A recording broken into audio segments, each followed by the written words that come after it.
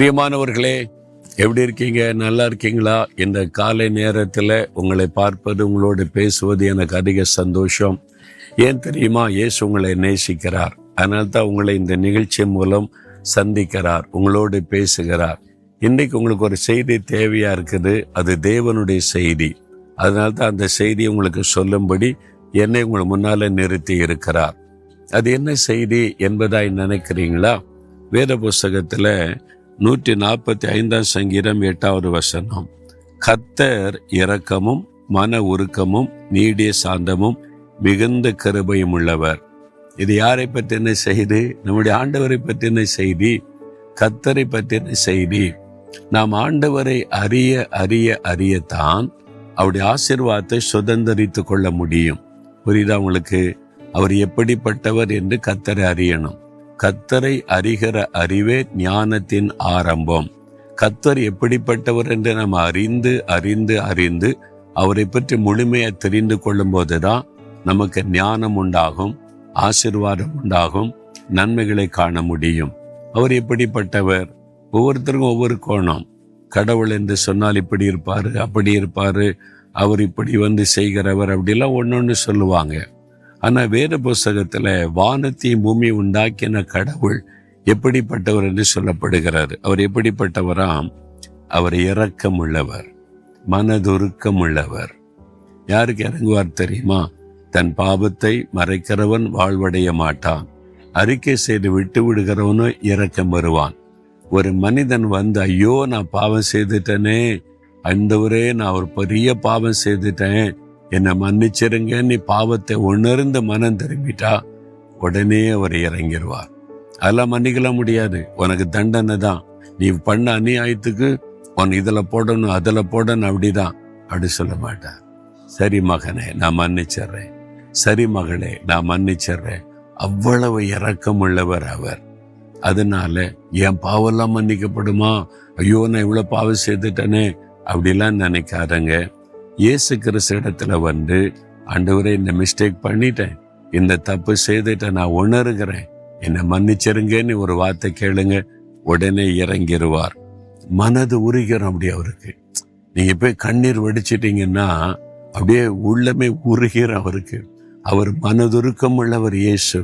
அவர் வியாதியஸ்தரை கண்ட போது மனது உருகினார். ஒருத்தர் ஆண்டவரே நீ கெஞ்சி ஜெபிக்க ஆரம்பிச்சோடனே மனது உருகி அற்புதம் செய்தார். அதுதான் ஆண்டவருடைய சுபாவம். அவர் இரக்கம் உள்ளவர், மனதுருக்கம் உள்ளவர். தைரியமா அவர் இடத்துல போகலாம். ஐயோ என்னை தண்டிச்சிருவாரோ, புறம்பை தள்ளிடுவாரோ அப்படிலாம் நினைக்க தேவையில்லை. 12 வருஷம் பெரும்பாடு உள்ள பெண் இயேசுடைய வஸ்திரத்தை தொட்டு சுகம் பெற்று விட்டாள். அப்போ என்னை தொட்டது யாருன்னு இயேசு கேட்டாரா? பயம் வந்துட்டு அவளுக்கு. ஏன்னா அது தீட்டான வியாதி. அந்த மாதிரி வியாதி உள்ளவங்க யாரை தொட்டாலும் அது தீட்டு, அவங்களை யார் தொட்டாலும் தீட்டுன்னு அந்த காலத்துல கருதப்பட்ட காலம். அதனால நான் இயேசுவை தொட்டுட்டேனே, கோபப்படுகிறாரோன்னு பயந்து நடுங்கி இயேசுக்கு முன்னால நான் தான் தொட்டேன் அப்படின்னு சொன்னா. அவள் தொட்டு சுகமாயிற்று. இப்ப இயேசு சொல்றாரு, மகளே பயப்படாத. அவன் பயந்து நடுங்கி இயேசு என்ன சொல்லுவாரோ, என்னை எப்படி நீ தொடலாம், என் முன்னால கேட்டிருக்கனால அது தீட்டான வியாதியாச்சு, அப்படி கண்டிப்பாரோன்னு நினைச்சா அவர் சொல்றாரு, மகளேன்னு சொல்றாரு. மகளே உன் விசுவாசம் ரட்சித்தது, நீ சமாதானத்தோடு போ, வேதனை நீங்க சுகமாயிரு, நீ ஒண்ணு வருத்தப்படாத, நான் உன்னுடைய தகப்பன், நீ என்னுடைய மகள், என்னை தொடுறதுனால நான் ஒன்னு தீட்டாயிர மாட்டேன், அதனால நீ பயப்படாத. எவ்வளவு அற்புதமான ஆண்டவர் பார்த்தீங்களா? எவ்வளவு மனதுருக்கம் உள்ள ஒரு ஆண்டவர். நீங்க பயந்து போனீங்கன்னா சொல்ல பயப்படாத.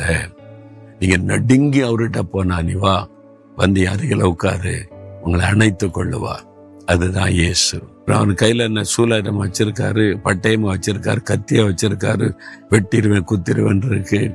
கையில ஆயுதமே இல்லாத ஒரு ஆண்டவர். அன்புதான் அவருடைய ஆயுதம், மனதுருக்கம்தான் அவருடைய ஆயுதம், இரக்கம்தான் அவருடைய ஆயுதம். அவர் அறிஞ்சுக்கிட்டாலே நம்ம எப்பவுமே சந்தோஷமா அவரை நெருங்கலாம். அவர் இரக்கமும் மனதுருக்கமும் அவர் கிருபையும் நிறைந்தவர்.